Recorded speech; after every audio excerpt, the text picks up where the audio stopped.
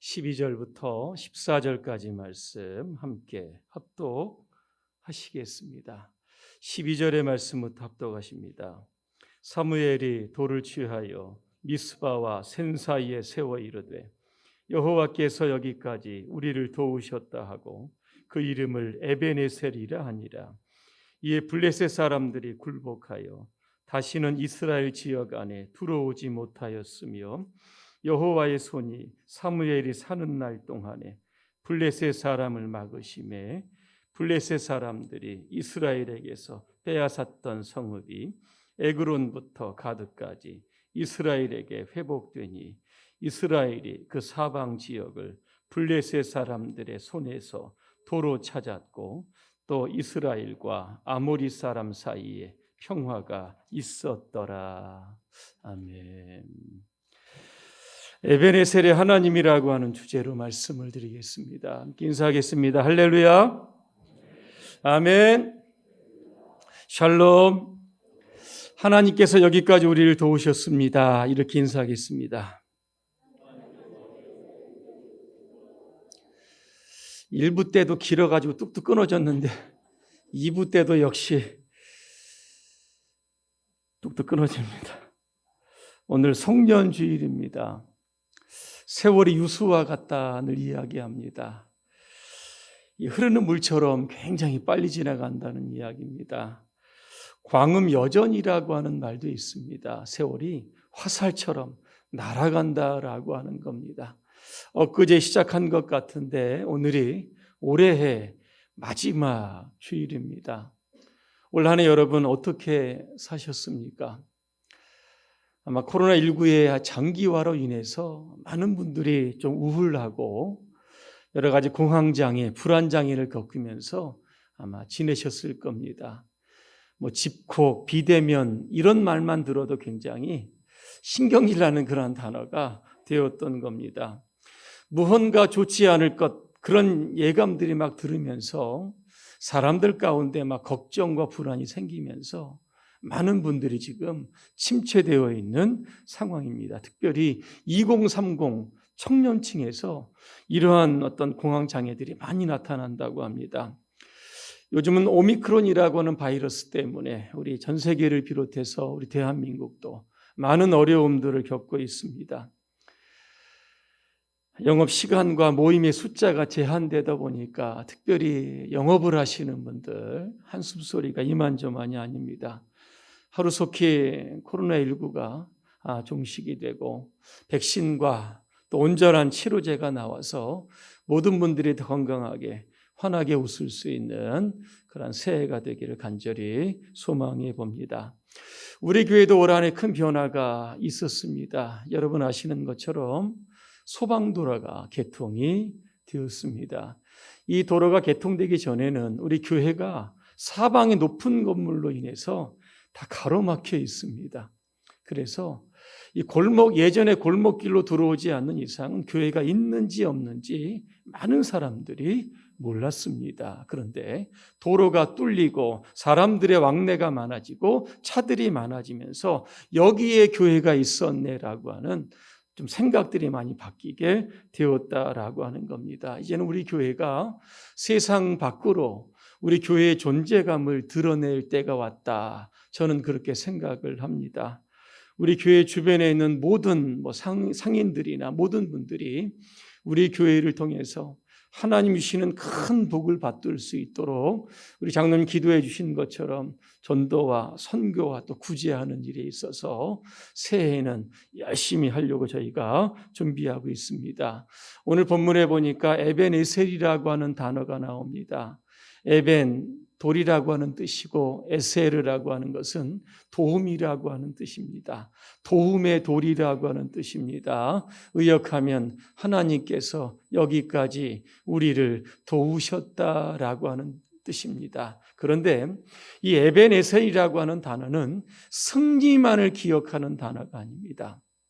이스라엘은 과거에 이 에벤에셀이라고 하는 이 동일한 장소에서 2번 블레셋에게 패한 적이 있었습니다. 사무엘상 4장쯤 가다 보면 이스라엘 블레셋과 전쟁을 해서 패배합니다. 그때 죽은 사람이 4천 명 정도 됩니다. 자, 패배한 후에 이스라엘 백성들이 진영으로 돌아옵니다. 도대체 무엇 때문에 패배했는가? 원인을 찾기를 시작을 합니다. 원인을 찾습니다. 하나님의 언약궤가 전쟁터에서 없어서 우리가 졌다라고 하는 겁니다. 그래서 그 당시 실로의 성막이 있었습니다. 성막 안에 언약궤가 있었고 그 언약궤를 전쟁터로 가지고 나가면 우리가 이길 수 있을 것이다. 그래서 그 전쟁터가 이제 그 언약궤가 이스라엘의 전쟁터로 이렇게 나오게 됩니다. 백성들이 성경에 보니까 환호를 지렀다 그랬습니다. 왜 그랬습니까? 2차 전투에 우리는 반드시 하나님의 도우심으로 이길 것이다 라고 하는 확신의 함성이었습니다. 그런데 결과는 패배했습니다. 1차는 4천 명의 군인들이 죽었는데 2차 때는 3만 명의 군인들이 죽었습니다. 우리는 여기서 의문점이 생깁니다. 언약궤라고 하는 것은 하나님의 임재의 상징입니다. 그런데 왜 하나님께서 이스라엘 백성들을 도우셔서 승리하게 하셔야 했는데 패배했을까라고 하는 겁니다. 그 원인이 어디에 있는지 아십니까? 그것은 하나님을 수단화했기 때문에 그렇습니다. 자, 이스라엘 백성들이 광야를 지납니다. 이제 요단강을 건너면 가나안 땅으로 진입하게 됩니다. 문제는 요단강을 건너야 합니다. 어떻게 건넙니까? 어떤 방법으로 건너야 합니까? 하나님께서 방법을 주십니다. 언약궤를 맨 제사장들이 맨 앞장서서 요단강 물을 밟으라 그랬습니다. 자, 그대로 했습니다. 그랬더니 요단강 상류 쪽에서 내려온 물이 끊어졌다 그랬습니다. 하나님께서 막으신 겁니다. 그래서 이스라엘 백성들이 요단을 건넙니다. 요단을 딱 건너니까 앞에 여리고성이 딱 버티고 있는 겁니다. 이거 정복하지 않으면 가나안 땅으로 정복 전쟁 자체가 시작이 안 되는 겁니다. 이때 여러분 어떻게 했는지 아십니까? 제사장들이 앞에 나팔을 봅니다. 그리고 바로 뒤에 언약궤가 따라가게 되는 겁니다. 그러면서 여리고성을 도는 겁니다. 하나님께서 그 성을 무너지게 하셨다는 겁니다. 여러분, 여리고성을 돌면 성이 무너집니까? 비과학적입니다. 그런데 하나님은 그렇게 하시라고 했습니다. 왜? 언약궤를 세운다라고 하는 하나님께서 그 일을 하시겠다는 겁니다. 그리고 그 일이 실제적으로 일어났던 겁니다. 그런데 지금은 이스라엘 백성들이 하나님에 대한 절대적인 믿음이 없습니다. 뒤에도 말씀을 드리려고 하지만 겉으로는 하나님을 믿는 척하면서 가나안에 있었던 이방신들을 실제적으로는 믿고 있었다라고 하는 겁니다. 전쟁이 한 번 졌습니다. 두 번째는 지지 않으려고 하나님의 언약궤, 하나님의 임재의 상징, 즉 하나님을 전쟁의 무기로 바꾸어 가지고 전쟁터에 들여놓았다라고 하는 겁니다. 하나님이 얼마나 좀 자존심이 상하지 않으셨을까 그렇게 저는 생각해 봅니다. 여러분, 언약궤는 뭐로 만듭니까? 시딤, 아카시아라고 하는 나무로 만듭니다. 하나님께서 그 언약궤에 임재하지 않으시면, 다시 말하면 이스라엘 백성들이 하나님에 대한 절대적인 신뢰가 있지 않으면 이 언약궤는 나무 궤짝에 불과한 겁니다. 여러분 집에 그 성구라고 액자 많이 걸어 놓으시죠? 그게 있으면 그것이 여러분의 가정을 지켜줍니까? 예수님의 성화가 딱 걸려 있으면 그 가정을 예수님이 지켜줍니까? 언약궤와 여러분 똑같은 방식입니다. 예수님이 우리 가정을 지켜주시고 있구나라고 하는 절대적인 믿음이 없으면 그것조차도 부적이 될 수 있고 하나의 우상이 될 수 있는 겁니다. 말씀 자체도 마찬가지입니다. 그 말씀이 살아서 우리 가정에, 내 사업에, 내 직장에 역사해 주실 것이라고 하는 절대적인 믿음이 없으면 그거는 그냥 액자에 불과하고 글자에 불과하다라고 하는 겁니다.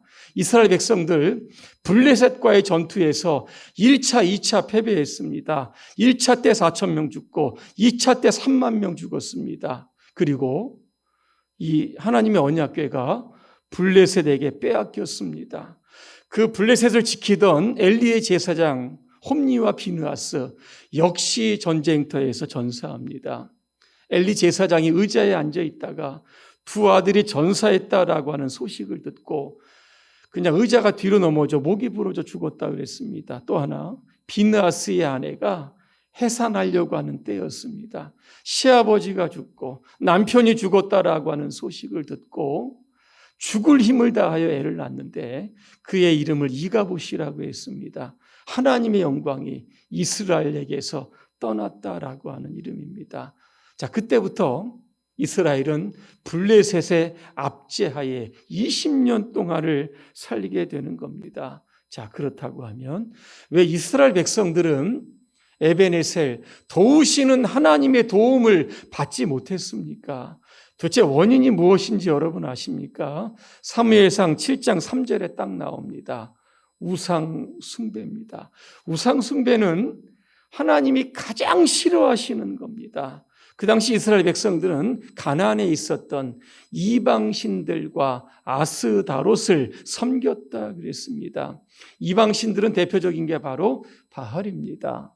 바알은 이 주라고 하는 신인데 비와 풍년을 주관하는 신이었습니다. 또 하나 이 아스다롯은 여신입니다. 미와 성의 신입니다. 이 구약 전체로 보면 이스라엘 백성들이 하나님을 버릴 때가 많이 있습니다. 우상을 따라갑니다. 여러분 왜 따라가는지 아십니까? 제가 저번에도 잠깐 말씀을 드렸지만 이 우상을 숭배하는 예전 가운데 하나가 뭐냐면 이 음행이라고 하는 그런 것들이 포함되어 있기 때문에 그렇던 겁니다. 그래서 민수기 25장에 보니까 이스라엘 백성들이 시딤에 머물다가 이 모압의 신들을 섬기고 그 후에 보니까 모압 여인들과 음행하기를 시작을 했다 그랬습니다. 하나님이 이때 대노하십니다. 사사기 2장 11절에 보니까 이스라엘 자손이 바알 신들을 섬기어 주님께서 보시기에 악한 행동을 했다 또 말씀하고 있습니다. 악한 행동이 뭡니까? 도덕적이고 윤리적인 타락, 음행을 뜻하고 있는 겁니다. 이스라엘 선지자는 분명히 이야기합니다. 너희들이 패한 이유는 블레셋이 강해서가 아니라 너희들이 하나님을 버리고 이방신들을 따라갔기 때문에 하나님께서 너희에게 패배를 주신 것이다. 이렇게 이야기를 하면서 뭐라고 이야기를 하냐면 너희들 가운데 이방신들과 아스다롯을 제거하라 그랬습니다. 제거한다는 게 뭡니까? 하시루라고 하는 뜻인데 뽑아내는 겁니다. 우상의 흔적 자체를 완전하게 없애버린 것. 이게 바로 제거하다라고 하는 겁니다. 창세기 35장에 보니까 야곱이 자기의 가족들과 함께하는 모든 사람들에게 이렇게 외칩니다. 바알 신을 버려라 그랬습니다. 그리고 너희를 정결케 하라 그랬습니다. 여호수아 24장에 보니까 여호수아가 고별 선교를 하면서 이스라엘 백성들에게 이렇게 이야기를 합니다. 너희가 너희 조상들이 섬기던 강 저쪽의 신들 뭡니까? 갈대우로 바벨론의 신들 이거 다 버려라 그랬습니다. 또 하나 애굽에서 섬기던 신들 이거 다 치워버리라 이렇게 말씀하고 있습니다. 열왕기상 15장에 보니까 유다 왕 아사가 나옵니다. 하나님 앞에 정직했다라고 합니다. 어떤 게 정직하는 겁니다. 우상을 찍어가지고 기드론 시내로 가져가서 거기서 불태웠다 그렇게 말씀합니다. 사무엘은 이스라엘 백성들을 향해서 우상을 버리고 이제 전심으로 여호와께 돌아오라 간곡하게 외치고 있습니다. 전심이 뭡니까? 온 마음을 송두리치 하나님께 드리는 겁니다. 돌아온다라고 하는 것은 슈브라고 하는 단어인데 회개하는 겁니다. 하나님께로 돌아서는 겁니다. 온 마음을 당하여 하나님께로 돌아서는 것 이게 회입니다. 여러분 한자로 여러분 회개하실 겁니다. 뉘우칠 회자에다가 고칠 개자를 쓰는 겁니다. 무언가 잘못이 있고 죄악이 있다고 하면 이 죄를 반성하고 여러분 고치는 겁니다. 단순히 내가 참 실수했구나, 내가 잘못했구나 생각으로 끝나면 되는 것이 아니라 삶의 방향을 완전히 틀어가지고 하나님께로 향하게 하는 겁니다. 누가복음 15장에 보니까 여러분 잘 아시는 탕자가 나옵니다. 아버지께 분깃을 받아가지고 먼 나라로 갑니다. 성경에 보니까 허랑방탕했다 그랬습니다. 모든 재산을 다 낭비하게 됩니다. 그리고 돼지들이 먹는 쥐염 열매 그거 먹으면서 그런 생각합니다. 내가 하나님과 아버지께 죄를 지었사오니 내가 아버지께 돌아가서 용서를 좀 받아야겠다. 그래서요. 그 자리로 일어나서 아버지께로 막 갑니다. 그런데 문을 다 열어놓고 거리가 먼데 아들이 걸어오는 곳을 아버지가 보고 달려가서 목을 안고 입을 맞춥니다. 아들이 그럽니다. 저는 아버지의 아들이 아니라 죄인입니다. 그랬더니 무슨 소리냐? 너는 내 아들이다. 옷을 깨끗이 갈아입히고 아들을 위해서 성대한 잔치를 벌이게 되었다라고 하는 겁니다. 여러분, 우리가 죄를 회개하고 주님께 돌아가면 오늘 탕자의 아버지처럼 이미 용서하고 기다리시는 겁니다. 시편 103편 12절입니다. 동이 서에서 먼 것 같이 우리의 죄가를 우리에게서 멀리 옮기셨다 그랬습니다. 우리가 회개하면 하나님 그 죄를 기억조차 하지 않는다는 겁니다. 우리를 패배의 자리, 실패의 자리, 절망의 자리, 위기의 자리로 계속해서 몰아넣는 그러한 주범은 바로 우상 숭배입니다. 혹시 여러분 가운데 지금 내가 하나님을 믿는다고 하면서도 여전히 우리 안에 뿌리 뽑지 못한 우상들이 있다라고 하면 그것이 무엇인지를 생각해야만 할 겁니다. 돈이 될 수도 있습니다. 우리 자신이 될 수도 있고 우리의 자녀들도 될 수 있습니다. 이런 우상 덩어리들이 하나님과 우리 사이에 딱 가로막고 있다라고 하면 하나님께서 우리를 도와주실 수 없는 겁니다. 오늘 올 한 해가 여러분 다 지나갑니다. 지나온 올 한 해를 여러분 돌아보시면서 내가 얼마나 하나님의 도우심을 받으며 여기까지 이렇게 왔는가. 그렇지 않다라고 하면 올 한 해가 가기 전에 여러분 안에 있는, 여러분 가정 안에 있는 모든 우상들을 여러분 제거하시기를 바랍니다. 제거하시면 하나님께서 여러분들을 도와주시게 되는 겁니다. 자, 사무엘이 이렇게 백성들에게 회개를 막 촉구하고 기도한 후에 온전한 번제를 하나님께 드립니다. 사무엘상 7장 9절입니다. 사무엘이 젖 먹는 어린 양을 가져다가 온전한 번제를 하나님께 드렸다. 여러분, 번제가 뭡니까? 이게 올라라고 하는 뜻입니다. 올라간다라고 하는 뜻입니다. 자, 재물을 그냥 불에 통째로 태워가지고 연기가 다 타서 연기가 하나님께로 올라가는 것, 이게 번제입니다. 이게 온전한 번제. 다시 이야기하면 이게 온전한 예배라고 하는 겁니다. 여러분, 온전한 예배는 어떤 예배입니까? 로마서 12장 1절에 이런 말씀이 있습니다. 너희 몸을 하나님이 기뻐하시는 거룩한 산 제물로 드리라 그랬습니다. 저와 이 시간 여러분들은 하나님께 예배를 드리고 있습니다. 여러분의 삶의 전체를 지금 제물로 하나님께 드리고 있는 겁니다. 몸도 드리고 있는 것이고 생각이나 마음이나 우리의 뜻을 전체적으로 하나님의 뜻에 굴복하여 하나님께 드리는 시간, 이게 바로 온전한 예배의 시간입니다. 그런데 우리가 몸은 이 자리에 있습니다. 그런데 생각은 저 엉뚱한 데가 있습니다. 온전한 예배 아닙니다. 자, 우리의 마음은 늘 교회에 있습니다. 그런데 우리의 몸으로 와서 예배를 드리지 않으면 그것조차도 온전한 예배가 될 수 없는 겁니다. 다만 몸이 불편하신 분들은 아마 예외가 될 것입니다.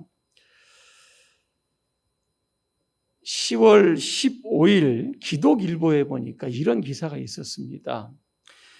1만여 교회 폐쇄라고 하는 큰 타이틀이 있었습니다. 10월 3일에 보건복지부가 코로나 이후에 한국 교회가 예배를 잘 드리고 있는지 실태를 딱 조사를 했습니다. 한국 교회가 6만 5천 개 추정을 하고 있습니다. 6만 5천 개 중에 약 16%가 예배를 드리지 않는 것으로 결과가 나왔던 겁니다. 16%면 몇 교회입니까? 약 10,000교회입니다. 그로 인하여 150만의 기독교인들이 사라졌다. 여러분, 결과가 나왔습니다. 예자연, 예배 회복을 위한 자유시민연대는 이렇게 이야기를 합니다. 정부가 정치 방역을 해서 교회가 문을 이렇게 닫게 만들었다. 그렇게 이야기를 합니다. 그러면서 또 이렇게 이야기합니다. 한국 교회가 코로나를 빌미로 예배의 문제에 있어서 더 이상 권력에 양보하거나 밀리는 모습을 보여서는 안 된다. 그렇게 이야기합니다. 그리고 나서 예배를 회복하자 그랬습니다. 닫혀진 교회의 문들을 다시 열고 그 안에서 온전한 예배가 회복될 수 있도록 함께 노력하고 기도하자 그랬습니다. 인천에서 장로교회를 목회하고 있는 제 친구 목사하고 엊그제 한번 통화했습니다. 좀 자그마한 교회를 목회를 하는데 요즘 어떠냐 그렇게 물어보니까 힘들다는 겁니다. 교회 직분자들도 교회를 안 나온다는 겁니다. 왜 그랬더니 처음에는 코로나 때문에 그랬는데 시간이 지나고 나니까 그냥 영상 예배가 익숙해지고 비대면 예배가 그냥 자연스러워져서 그냥 거기에 그냥 빠졌다라고 하는 겁니다. 어떤 목사님이 성도들에게 이런 질문을 했다고 합니다. 왜 많은 교인들이 교회에 나오지 않으십니까? 그랬더니 성도들이 이렇게 이야기합니다. 그거 다 목사님 책임입니다.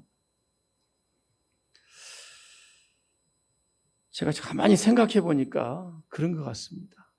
목회자가 교인들이 교회에 나오지 않으면 왜 나오지 않았느냐? 책망을 하고 독촉을 해야 되는데 목사님이 가만히 있어서 교인들이 안 나왔다는 겁니다. 아마 일리가 좀 있습니다. 하지만 목회자가 교회 안 나오시는 분들 매일매일 전화해서 독촉하면 아마 스트레스 받아서 더 안 나오실지도 모르갑니다. 목사가 전화했으니까 한두 번 나올 수는 아마 있을 겁니다. 체면 때문에. 그러나 그리 오래 가지는 못할 겁니다. 중요한 것은 왜 우리가 예배를 드려야 되고 왜 우리가 교회에 와야 되라고 하는지를 여러분 기억하셔야 될 겁니다. 왜 우리가 교회에 참석해야 합니까? 간단합니다. 하나님의 도우심을 받기 위해서 이곳에서 하나님께 온전한 예배를 우리가 드릴 수 있어야 하는 겁니다. 이스라엘 백성들이 미스바에서 온전한 예배를 드리고 있습니다. 그때 누가 쳐들어옵니까? 세 번째, 블레셋이 쳐들어오는 겁니다. 한 자리에 모였으니까 한 방에 죽이는 거 이거 쉽다고 생각했던 겁니다. 여러분 결과 어떻게 되는지 아십니까? 온전한 예배를 드린 후에 하나님께서 어떻게 역사를 하셨냐면 사무엘상 7장 10절입니다. 큰 우레를 바라셨다. 큰 천둥 소리를 내게 하셨다는 겁니다. 그래서 블레셋 사람들이 당황했다라고 하는 겁니다. 그래서 도망치게 되었다는 겁니다. 그래서 이스라엘 백성들이 블레셋을 추격하여 이 전쟁에서 승리하게 됩니다. 사무엘이 얼마나 감사한지 미스바와 센 사이에 돌을 세웁니다. 하나님께서 여기까지 우리를 도우시고 우리에게 승리를 주셨구나. 그래서 기념비를 세웠던 것이 바로 에벤에셀이라고 하는 장소입니다. 그런데 더 큰 축복이 있습니다. 이게 뭐냐면 에벤에셀의 하나님이 임마누엘의 하나님으로 이스라엘 백성들과 늘 함께해 주시겠다는 겁니다. 13절에 어떻게 시작합니까? 여호와의 손이 그랬습니다. 그 손은 능력의 손이고 권능의 손이고 기적을 행하시는 손입니다. 아무리 블레셋이 강하다라고 할지라도 하나님의 백성 건드리는 일 용납하지 못하겠다는 겁니다. 그 지역 안으로 들어오지 못하도록 하나님께서 막으셨다는 겁니다. 14절에 보니까 블레셋에게 빼앗겼던 성읍들을 이스라엘 백성들이 도로 찾았다 그랬습니다. 또 하나 이스라엘과 아모리 사람, 이게 가나안의 어떤 토착인들입니다. 이들 사이에 평화가 있었다 그랬습니다. 이스라엘 약하지 않습니다. 그 안에 누가 계십니까? 하나님이 계시는 겁니다. 어떤 하나님입니까? 에벤에셀의 하나님이 계시는 겁니다. 결론입니다. 미국에서 목회하시는 한 목사님이 계셨습니다. 교회가 굉장히 많이 어려웠습니다. 그리고 함께 동역하던 사모도 암으로 인하여 고통을 받고 있었습니다.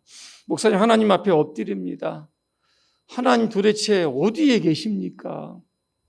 목회 현장에도 계시고 지금 사모가 암으로 죽어가는데 사모도 좀 살려주셔야 되는데 도대체 어디에 계시는지 참 답답해 죽겠습니다. 이렇게 해서 제가 어떻게 목회를 할 수 있겠습니까? 울부짖어 기도하는데 한 단어가 눈앞에 떠오릅니다. 노웨어라고 하는 겁니다. 어디에도 없다. 하나님 어디에도 안 계시는구나. 절망합니다. 그런데 그 단어가 움직이기를 시작을 합니다. 그랬더니 두 단어로 만들어지는 겁니다. now, here라고 하는 단어로 바꾸어지는 겁니다. now, 여기 지금 여기 너와 함께 있다라고 하는 겁니다. 힘들어도 그 목회 현장에 하나님이 함께 계시고 고통 가운데 있는 그 사모에게도 내가 그와 함께 있다라고 하는 이 격려의 그 now here라고 하는 단어를 주셨다라고 하는 겁니다. 하나님 어디에 계십니까? 에베네셀, 과거부터 여기까지 우리를 인도하셨습니다. 하나님 어디에 계십니까? 지금 여기 저와 여러분과 함께 계십니다. 하나님 이제 어디에 계실 겁니까? 임마누엘 하나님, 저와 여러분들과 영원토록 동행해 주실 겁니다. 그런 하나님과 여러분 동행하시고 여러분의 삶에 에베네셀의 큰 승리가 있으시기를 주님의 이름으로 축원합니다. 기도하겠습니다. 은혜로우신 하나님, 여기까지 우리를 인도하시고 도우시고 축복하시고 승리를 주신 하나님께 감사함을 드립니다. 우리가 또 하나님 앞에 우리 안에 있는 우상들을 다 제거하게 하시고 하나님께 온전한 예배를 통해서 늘 우리를 지키시고 인도하시는 영원토록 우리와 함께 하시는 임마누엘의 주님과 동행할 수 있도록 우리 모두를 축복하여 주시옵소서. 예수님의 이름으로 기도합니다. 아멘.